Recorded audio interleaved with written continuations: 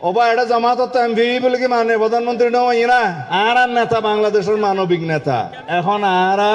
কোনো ভেদাভেদ নগরী মাননীয় সংসদ সদস্য অকল কেউ বক্তৃতা দিন না ভারতে গুসা নয় কারণ মাননীয় প্রধানমন্ত্রী তো আর বহু জায়গা যা ঘুরিব প্রোগ্রাম আছে আইও কথা নহইতেও চাইলাম তিনি হদে তুমি সিডাঙ্গে মানুষ দুই নহইলে তুই তারা গুসু একতার লাই এডে পর্যটন স্পট কোয়াকা ভার পর্যটন স্পটও কি দেন না লবণের ন্যায্য মূল্য পাওয়া শুরু করছে ইনশাআল্লাহ মাননীয় প্রধানমন্ত্রী অচিরেই ঘোষণা করিব ন্যূনতম দাম চাষি হলো সদ্দুর পাইব আন্দাজ করি তেজ্য মানলা আচ্ছা বাদ বাকি বেরিবাদর মন্ত্রী সহ বেগ কোনরে এটা বাঁশখালি আইয়ে পরিমাপ করি বললে ইঞ্জিনিয়ার আই বললে আর দিম আজিয়া মাপ করন সময় নাই বাঁশখালীর উন্নয়ন যা যা করা পরে মাননীয় প্রধানমন্ত্রী করিব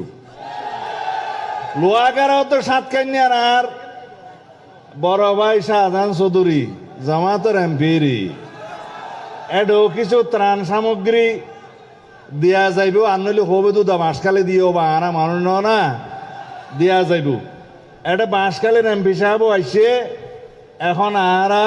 কোনো ভেদাভেদ নগরী